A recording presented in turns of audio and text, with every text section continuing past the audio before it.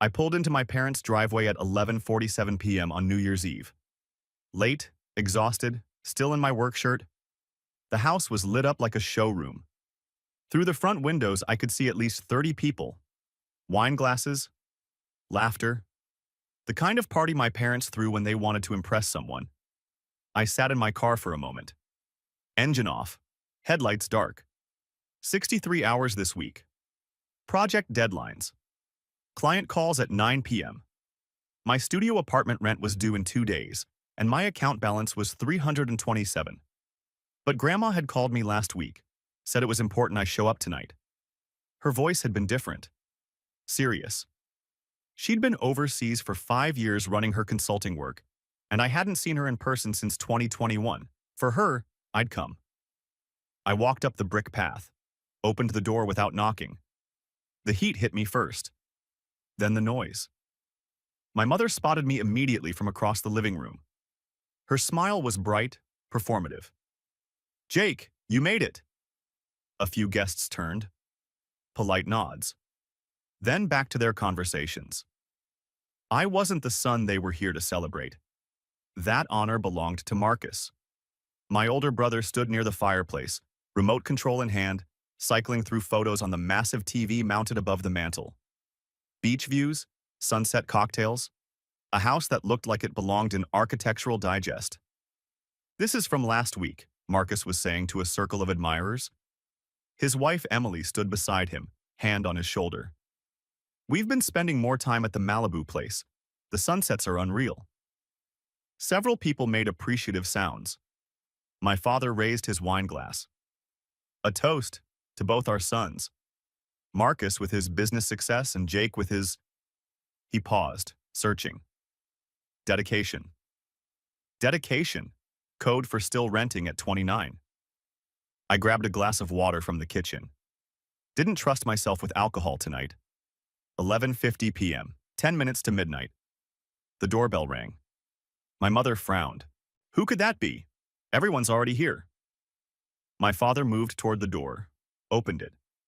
And there she was, Grandma Dorothy. 74 years old. Silver hair pulled back tight. Long black coat. Small rolling suitcase at her side. She looked older than I remembered. Thinner, but her eyes were the same. Sharp, calculating. "Mom." My father's voice was carefully neutral. "We didn't know you were coming." I didn't ask permission. She stepped inside without waiting for an invitation. The room went quieter. Not silent. But conversations dropped in volume. People sensing something. Grandma scanned the faces. Found mine. A brief nod. Almost imperceptible. Then she looked at Marcus. "Before midnight," she said, loud enough for everyone to hear, "I have one question." The room fell completely silent now. Marcus set down his remote. Smiled. "Of course, Grandma. What is it?" She didn't smile back. "Jake." Her eyes locked on mine. "Why did you sell the $1.2 million Malibu beach house I bought you?" My wine glass was halfway to my mouth. I froze. "What house?"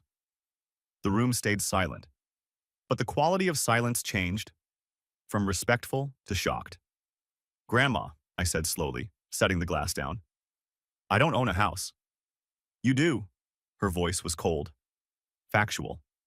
"I purchased it in September 2021. 2847 Pacific Coast Highway, Malibu. $1.2 million. Your name on the deed." I shook my head. "I live in a studio apartment in Culver City. Rent is $1,850 a month. I don't own anything." "Then explain this." She reached into her purse, pulled out a printed photograph, handed it to the woman standing nearest to her, who passed it down the line until it reached me. I looked at the photo. Marcus and Emily on a wooden deck. Ocean in the background. Sunset light. The exact house that had been on the TV moments ago. Instagram screenshot. Date visible in the corner, December 3rd. 4 weeks ago. Caption. New Year's prep at our Malibu retreat. I looked up.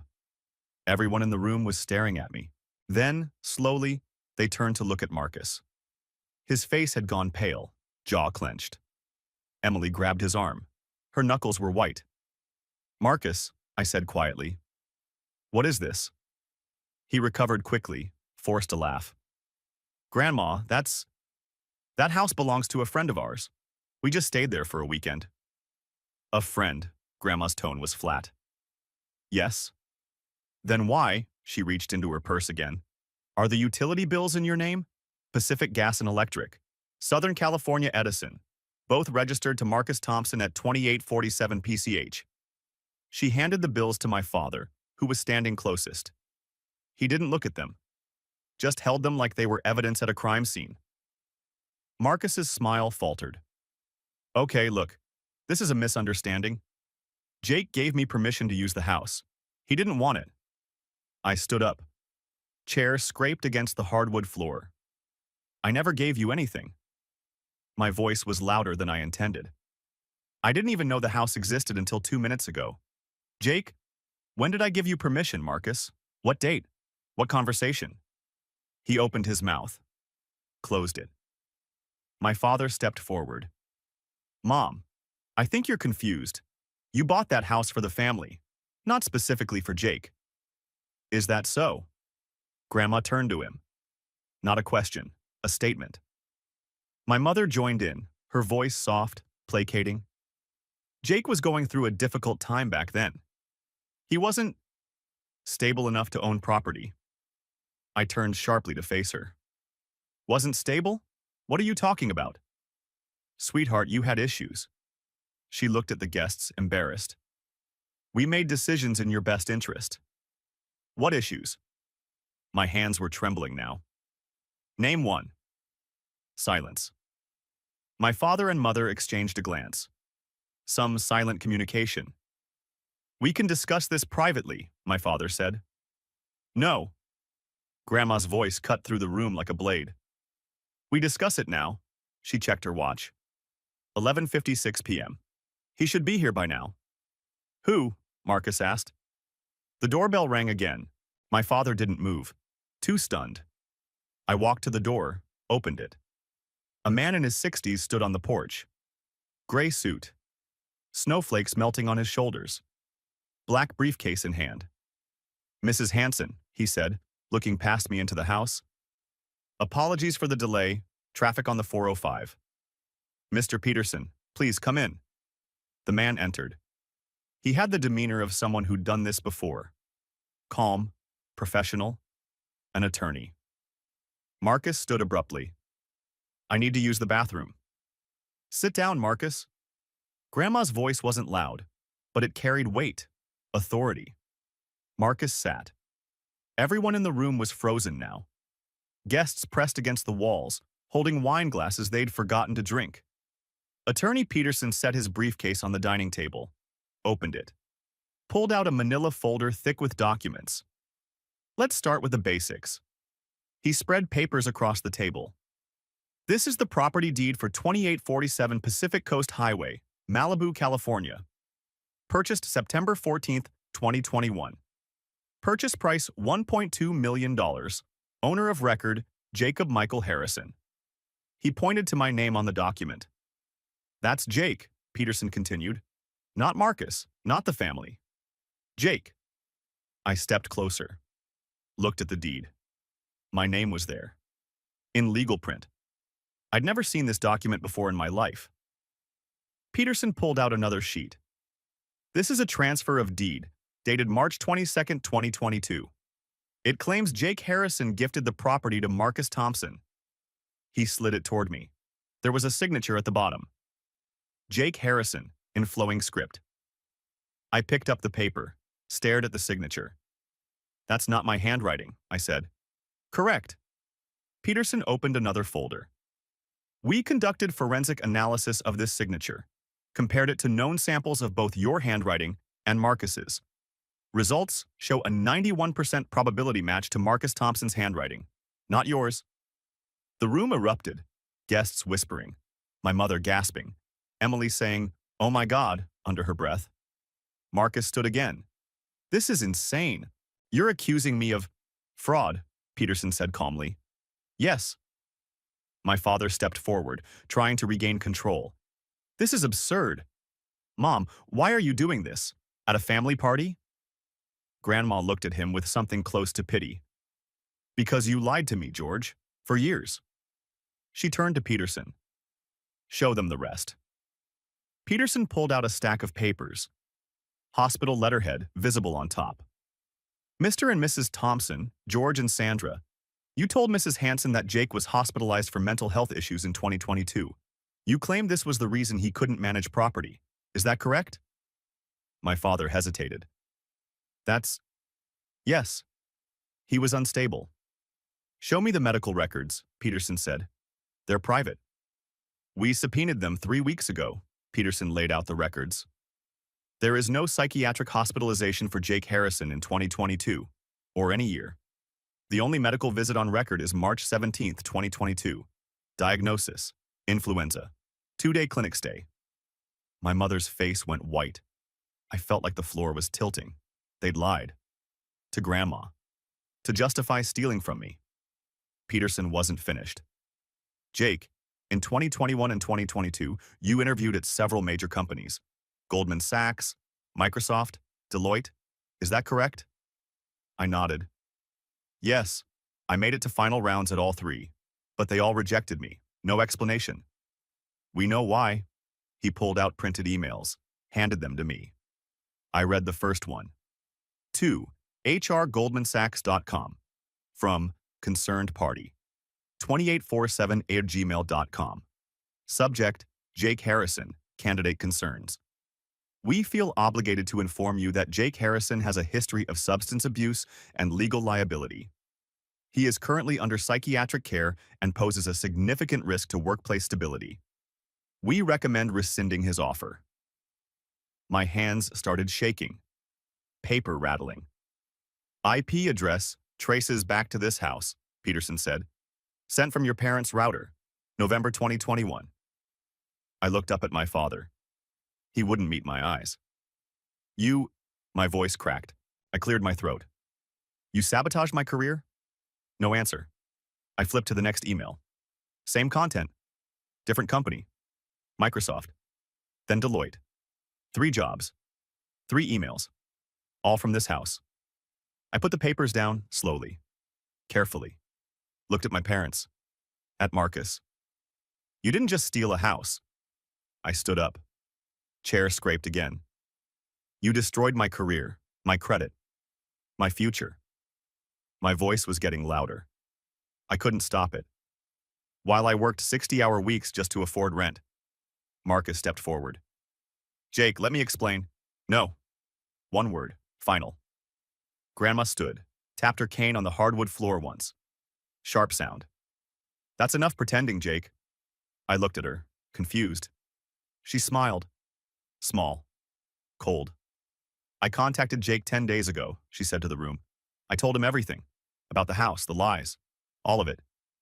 Marcus's face went slack. What? I felt understanding dawn. Slow. Then all at once. The phone call. Grandma asking me to come tonight. To be here. To act surprised. This was a trap. I looked at Marcus, smiled. It felt foreign on my face. I've been waiting, I said quietly, for you to lie. We gave you every chance to confess, Grandma continued. You could have told the truth, admitted what you did, asked for forgiveness. She looked at each of them. My parents, Marcus, Emily. You chose fraud instead. Peterson pulled out another document. Larger. Spreadsheet format. Marcus Thompson operated the Malibu property as a short-term rental via Airbnb. 39 months of operation. Average monthly income, $1,700 to $300. He pointed to the total at the bottom. $600 to $7,400 in gross profit. The number hung in the air. Marcus tried to speak. I was maintaining the property. That money went to upkeep. While your brother ate ramen 4 nights a week. Grandma's voice was ice. She stepped closer to Marcus, looked up at him. You're a thief, Marcus. A common thief. The clock on the wall showed 11:59 p.m. The TV behind Marcus switched to the New Year's countdown. Times Square, ball dropping.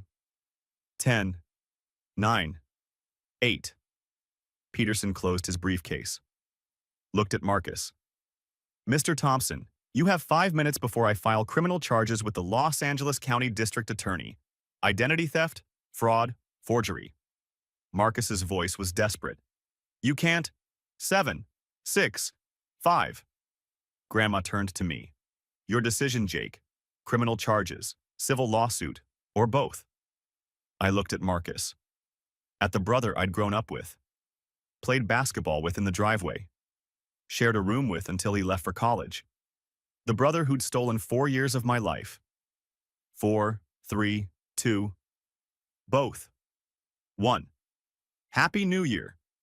Fireworks exploded outside. Cheers from the TV. Guests in the room standing frozen. Marcus sank back into his chair. Emily was crying. My mother grabbed my father's arm. And me? I felt nothing. Just cold, clear. 12:02 a.m. The guests were leaving. Quietly, quickly, avoiding eye contact with anyone in the immediate family.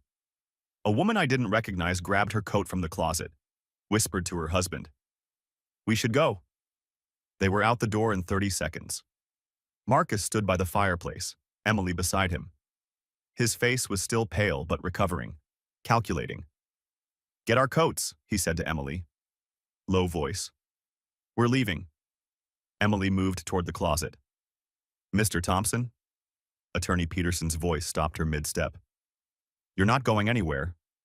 Marcus turned. Excuse me? Peterson pulled a document from his briefcase. Blue legal backing. Official seal. Restraining order. Issued this morning by Los Angeles County Superior Court. You are barred from entering or approaching 2847 Pacific Coast Highway, effective immediately. He handed it to Marcus. Marcus stared at it. Based on what? You can't just... Identity theft, fraud, forgery of legal documents. Peterson's tone was conversational, like he was reading a grocery list. Shall I continue? Marcus crumpled the paper in his fist. This is insane. My father stepped forward, voice rising. You promised this was legal, Marcus. You said Jake signed off on everything. Marcus whipped around. You told me Jake wouldn't care. You said he'd never find out. We said manage the property. My mother's voice was shrill now. Not forge documents, not commit fraud. They were shouting. At each other, not at me. I stood against the wall, arms crossed, watching. Grandma moved closer, whispered near my ear. Never interrupt your enemies when they're destroying each other. I almost smiled. My father jabbed a finger at Marcus. You put this entire family at risk. I put us at risk? Marcus laughed, sharp, bitter. Who sent those emails to Jake's employers? Who told me to transfer the deed? You did, Dad. My mother covered her face with her hands. The last few guests slipped out the door. Peterson waited until the shouting subsided. Then he opened another folder. Jake, when was the last time you checked your credit report? I looked at him. I don't know. A year ago? Maybe longer. Why not recently? I shrugged. I trusted my credit was fine. I pay my bills on time. Not according to this. He handed me a printed report. TransUnion, official letterhead. I scanned the page. Credit score 410. My hands went cold. That's not possible. I don't have any debt except student loans, and those are in good standing. Peterson flipped to the next page. Business loan, First National Bank, $87,000, opened April 2022. Another page. Credit card, Capital One, $42,000 limit, maxed out, June 2022. Another. Personal loan, Wells Fargo, $95,000, August 2022. More pages, more accounts, none of them mine. The total at the bottom, $340,000. How? My voice cracked. I cleared my throat. How is this possible? Peterson looked at my parents. They wouldn't meet my eyes. All applications were filed with your social security number, your name, your forged signature, but the addresses listed are places you've never lived. He pulled out more documents, account statements, Here's where the money went. He laid them out in a row on the dining table. $180,000 transferred to George and Sandra Thompson's mortgage account. Without this, they would have lost their home in foreclosure. I looked at my parents. My father's jaw was clenched. My mother was crying silently. $95,000 to Marcus Thompson, listed as business investments. No records of an actual business. Marcus stared at the floor. $65,000 to cover medical bills for Sandra Thompson. Procedures not covered by insurance. My voice was shaking now. I couldn't control it. You bankrupted me. To save yourselves. My mother reached toward me. Jake, sweetheart, we were desperate. Don't. I stepped back. Don't call me that. Grandma moved to the center of the room. She looked smaller than usual, older, but her voice was steady. I have something to say. She reached into her purse, pulled out a folded document, blue backing, legal size. This is my will, revised and executed last Thursday. My father's head snapped up. Mom, what are you? George, Sandra, Marcus. She looked at each of them. You are removed, completely. All inheritance rights revoked. Silence. My estate. $3.8 million in liquid assets, property in Oregon, investments. All of it goes solely to Jake. My mother's sob was loud in the quiet room. Mom, please, we're your family. You were my family. Grandma's voice was cold. Final. You stopped being family when you committed felonies against your own son. She handed the will to Peterson. He placed it in his briefcase. My mother sank into a chair, shoulders shaking.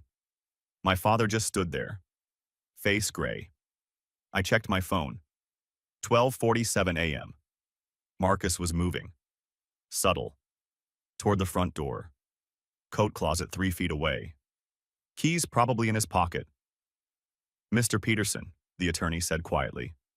Not to me. To someone else. Are they here? The front door opened. 2 uniformed officers stepped inside. LAPD patches on their shoulders, hands near their belts. Marcus froze. 1 foot toward the closet. 1 hand reaching. The taller officer looked at a notepad. Marcus Thompson? Marcus didn't respond for 3 seconds. Then, quietly, yes. You're under arrest for identity theft and fraud, Emily screamed. This is insane. You can't just... The officer was already moving, pulling cuffs from his belt. Turn around, sir. Marcus looked at me. Direct eye contact. You're really doing this?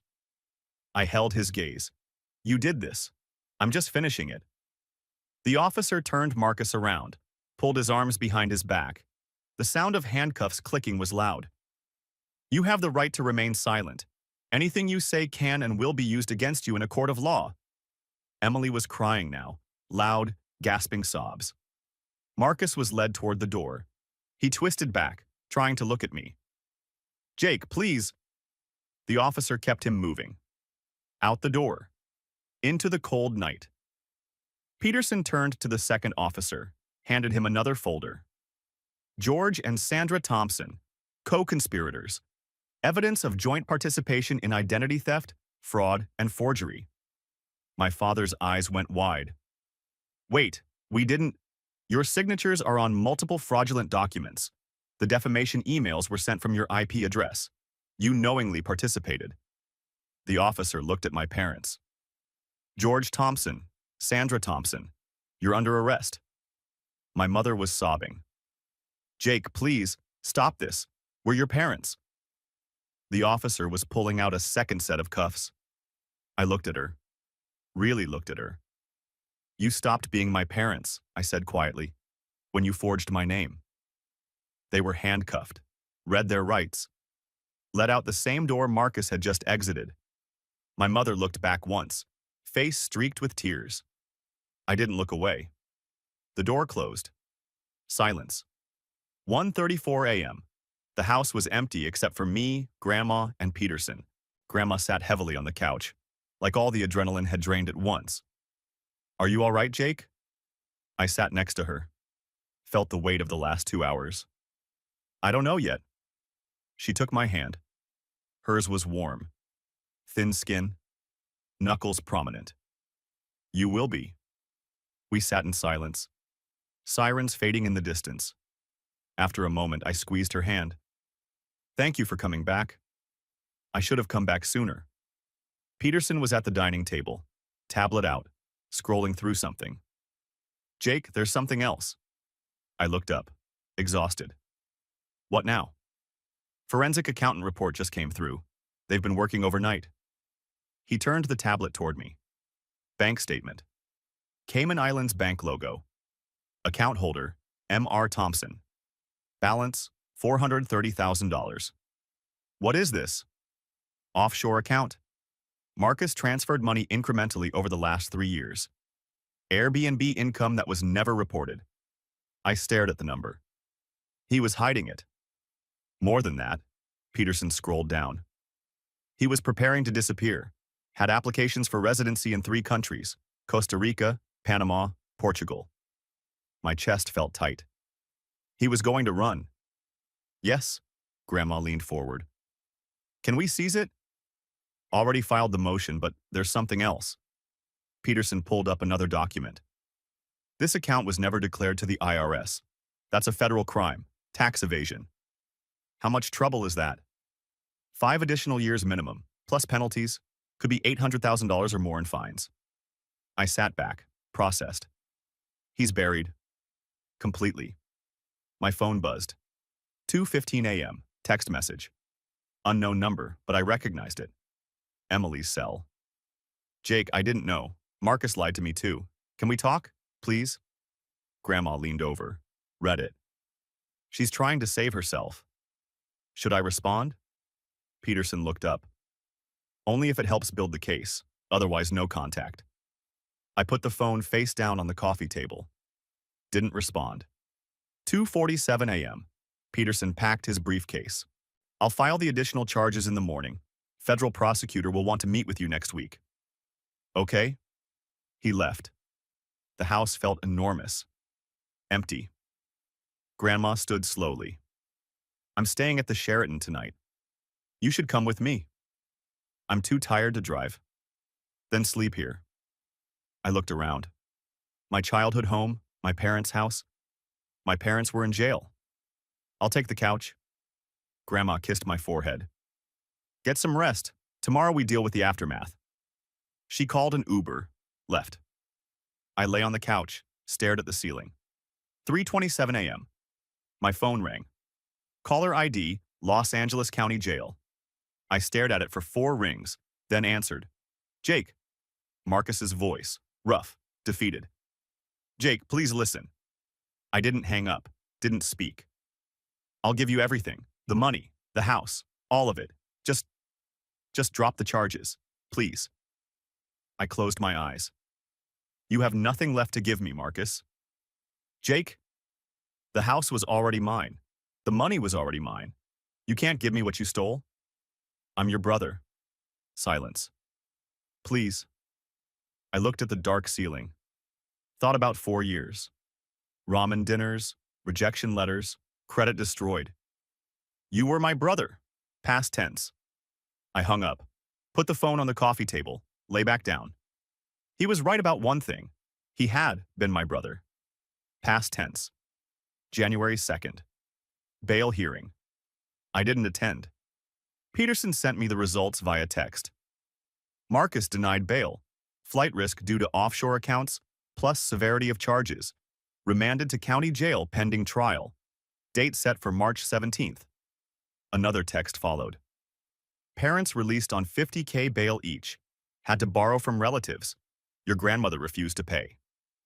I imagined my father calling his brother, asking for money, explaining why. The humiliation must have been thorough. Good. January 5th.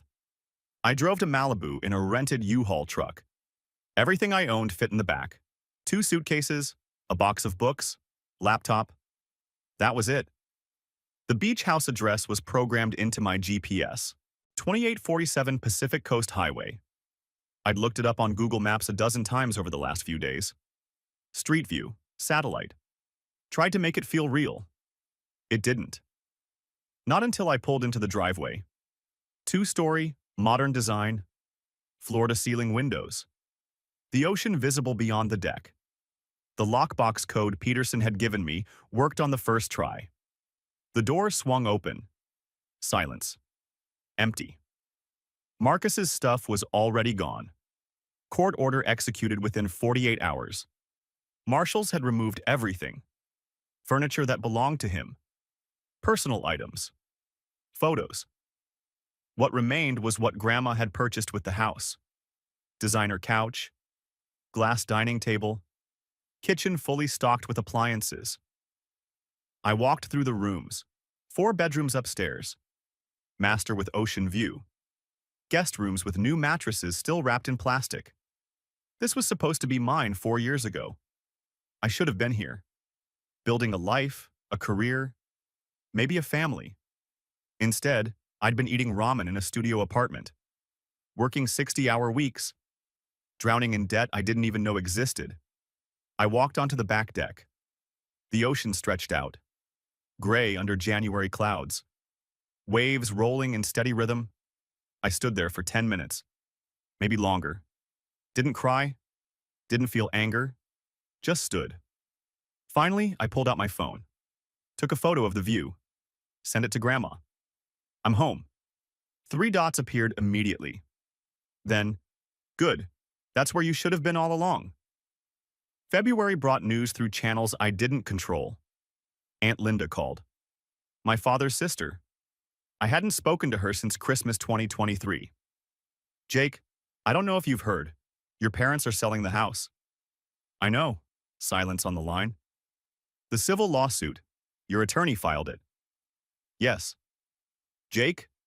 She paused, searching for words. They're devastated, moving to Sacramento, a small apartment. Your father is looking for work but with a criminal record. Aunt Linda, why are you calling? Your mother asked me to reach out. She wants to talk to you. No. Jake? She can talk to my attorney if she has something legal to discuss. Otherwise, no contact. She's your mother. She forged my signature, destroyed my credit, lied to police about my mental health. She stopped being my mother when she chose fraud. Long silence. I don't know if I can support this, Jake. I'm not asking you to. I hung up. 3 days later, Peterson sent me the settlement details. Parents' house appraised at $890,000. After mortgage payoff, $620,000 remaining. All of it awarded to me as partial restitution. They were moving to Sacramento. A 1-bedroom apartment. 1,400-month rent. I didn't attend the house sale. Didn't drive by for a last look. That chapter was closed. Emily filed for divorce in late February. Peterson mentioned it during a phone call about something else. Oh, and Marcus's wife filed last week. Irreconcilable differences. She's claiming she was deceived by him, taking his remaining assets. What assets? Car, small savings account he had before the arrests. Maybe $8,000 total. She's leaving him with nothing. Appears so. I thought about that for a moment. She married him for money. Money's gone. She's gone. Peterson made a sound that might have been agreement. I felt nothing about it. March 14th. I met with the forensic accountant Peterson had hired. Downtown LA, glass office building, 20th floor. The accountant's name was Richard Chen. Mid-40s. Meticulous. He walked me through the final report. Total value stolen from you over 4 years, $127,000. He broke it down. Beach house market value, 1.2 mere Airbnb profit, 39 months, $64,700 fraudulent debt in your name, $340,000 career opportunity cost, estimated, $180,000 credit damage and legal fees, $132,300 criminal restitution ordered by the court, $2.1 million. That includes damages and punitive penalties. Will I ever see that money? Chen leaned back. Marcus will be paying for the rest of his life. Garnished wages once he's released. Seized assets, tax refunds, everything. If he ever gets out? Yes, if. I signed the paperwork. Left the office. Took the elevator down 20 floors. Walked out into afternoon sun. April brought small victories. Peterson's paralegal filed credit disputes with all three bureaus. The fraudulent accounts were removed one by one. TransUnion first, then Equifax, finally Experian. My credit score climbed. 410 in January, 580 in February, 630 in March, 695 in April.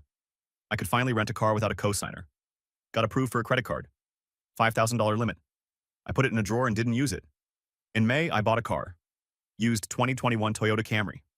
32,000 miles. 18,500. Nothing fancy. Reliable. Paid in cash from the restitution settlement. Drove it off the lot.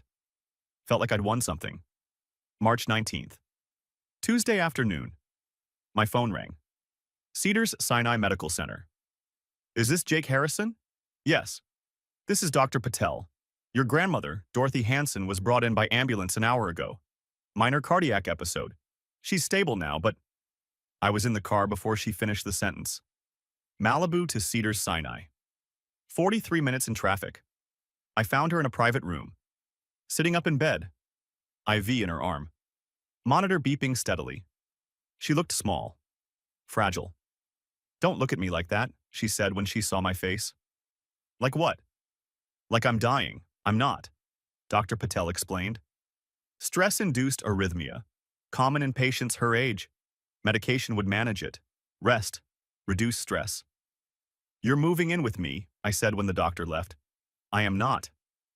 Grandma, I have my independence, Jake. I'm not giving that up. We argued for 20 minutes. She won. Compromise. She'd visit every weekend. I'd call her every night. Any sign of trouble, she'd tell me immediately. Deal, she said. I stayed until visiting hours ended. June 15th. Marcus's sentencing hearing. I didn't attend. Read the results online that evening. Pled guilty to identity theft, fraud, forgery, and tax evasion. Deal with prosecutors to avoid trial. Sentenced, 8 years federal prison.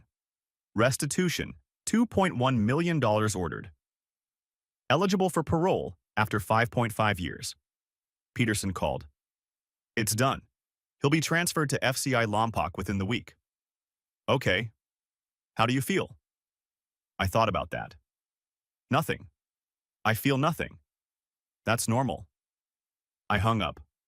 Poured a glass of water, stood on the deck. Watched the ocean until it got dark. August brought a letter. Handwriting I recognized immediately. My father's. Postmarked Sacramento. I held it for a full minute. Thought about opening it. Then I took a pen. Wrote on the envelope. Returned to sender. Dropped it in the outgoing mail. 2 weeks later, a car pulled into my driveway. Saturday morning. 9:17 a.m. I was on the deck with coffee when I heard it. Walked around the side of the house. My mother stood by a silver Honda Civic. Rental plates. She looked older, thinner, hair grayer than I remembered. We stared at each other. Jake, her voice cracked. Please, I just want to talk. You're trespassing. I'm your mother. You're a felon who forged my signature. Leave. Jake, I'm sorry. I'm so sorry. Please just let me. You have 10 seconds to get back in that car. Then I'm calling the police. She started crying, shoulders shaking. Please, I've lost everything. Your father can't find work. We're barely surviving. I just want my son back. I pulled out my phone, opened the keypad. 10, 9, 8. She got back in the car, drove away. I watched until she turned onto PCH. Then I went back inside, finished my coffee, felt nothing. September. Extended family reunion in Orange County. Annual Labor Day thing my father's side did every year. I wasn't invited. My cousin Jennifer called me the next day. It was weird without you. I'm sure. Half the family thinks you were too harsh, that they're still your parents and you should forgive them. And the other half? Think they're criminals who got what they deserved. I was quiet. For what it's worth, Jennifer said, I'm in the second group. Thanks. Are you okay? Like, really okay? Yeah, I am. We talked for a few more minutes, then said goodbye. I didn't think about the reunion again. Their opinions didn't change the facts, didn't change what happened. I knew the truth. That was enough. October evening. I stood on the deck, glass of red wine, watching the sunset paint the sky orange and pink. Grandma was arriving in an hour for the weekend. I'd made reservations at a restaurant she liked, seafood place in Santa Monica. I thought about the last 10 months. I'd won. House, money, justice. But I'd lost parents, a brother, half my extended family. Holidays would be different now, smaller, quieter. Some wounds don't heal. They just scar. Was it worth it? I looked out at the ocean, waves rolling in, endless rhythm. Yes, every single consequence. Peace isn't free, but slavery to liars costs more. New Year's Eve, 2026, exactly 1 year since everything changed. I stood on the deck of the beach house, catered food spread across the outdoor table, string lights overhead, 6 people total. Grandma in the chair closest to the heater. 3 friends from college I'd reconnected with. Attorney Peterson and his wife. Small group. Chosen family. 11:50 p.m., 10 minutes to midnight. My friend David raised his champagne glass. Here's hoping for a boring year. No surprise guests, no drama. Everyone laughed. Peterson grinned. I don't know, last year was memorable. That's one word for it, I said. Grandma caught my eye, smiled, raised her glass slightly. We toasted, drank, talked, normal, peaceful. At 11:58 we moved to the deck railing. Watched the ocean. Distant fireworks already starting up the coast. Any resolutions? Someone asked. I thought about it. Keep doing what I'm doing. That's it? That's enough. Countdown started on someone's phone. 10, 9, 8. I looked at the faces around me. Real friends. People who'd stayed. 3, 2, 1. Happy New Year. Hugs. Champagne. Laughter. No police. No arrests. No family destroying itself. Just peace. March 2026, I'd started a consulting business. Small operation. Just me. Website. Phone line. Business cards. I helped fraud victims navigate the legal system. Document gathering. Attorney referrals.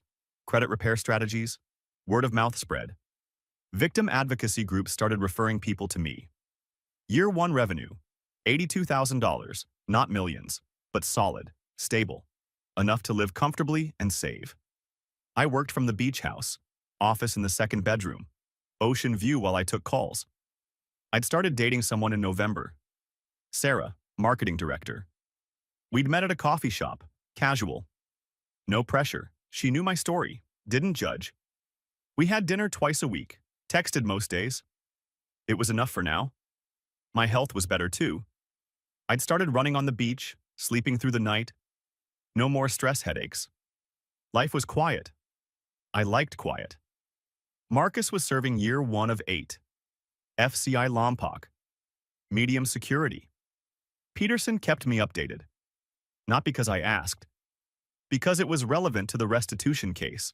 He's written you 6 letters, Peterson mentioned during a March call. I know. Prison sends me notifications. I reject them automatically. Divorced. Bankruptcy finalized. No visitors logged. I was quiet. Do you want to know more? No. Some bridges you burn, some burn themselves. Marcus's bridge was ash. My parents. Living in Sacramento. 1-bedroom apartment near the light rail. My father worked retail. Target. Stocking shelves. Night shift. My mother did part-time nursing.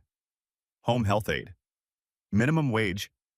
I heard updates through Aunt Jennifer, the only relative still speaking to me. Your dad's health isn't great, she'd said in October. The stress. He looks 10 years older. Okay. That's it? Just okay? What do you want me to say, Jennifer? I don't know. Maybe that you care?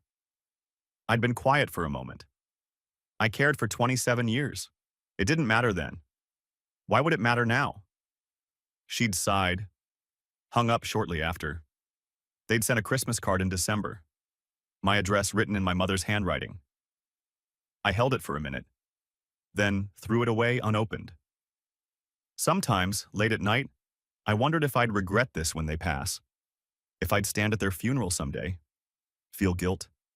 Then I'd remember the forged signatures, the destroyed career, the $340,000 debt.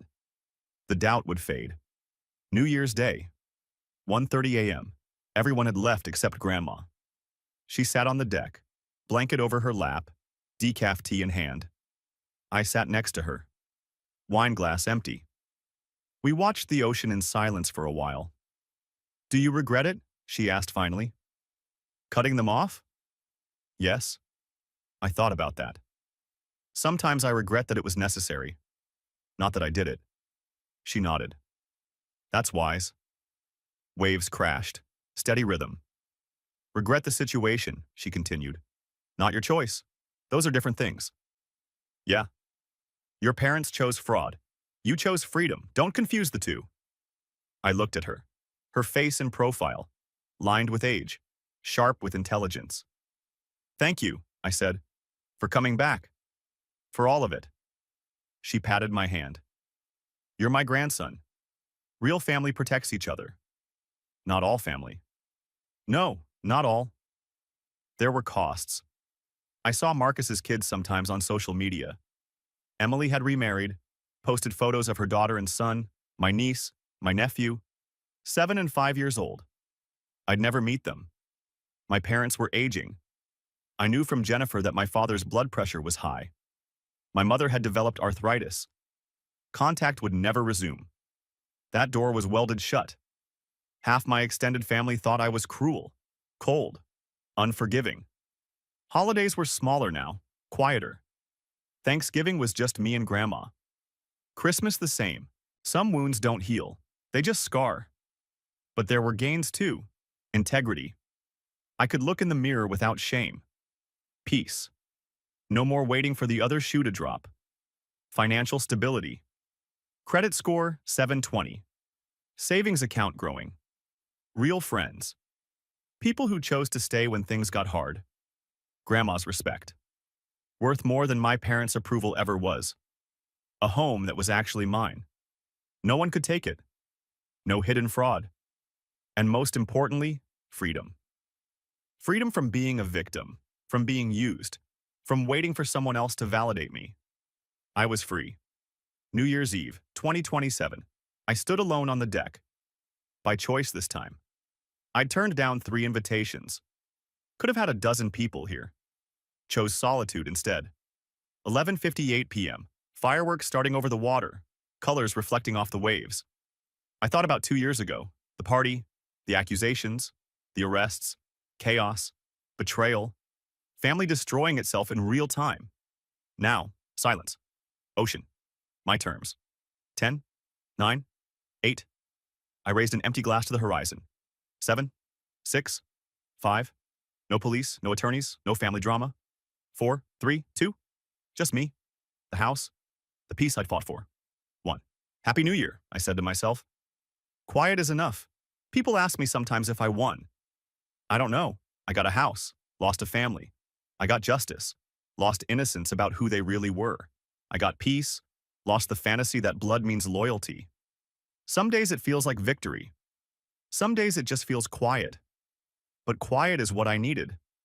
After 29 years of being used, manipulated, and stolen from, quiet is everything. I didn't win a war. I stopped fighting one I never should have been in. That's enough.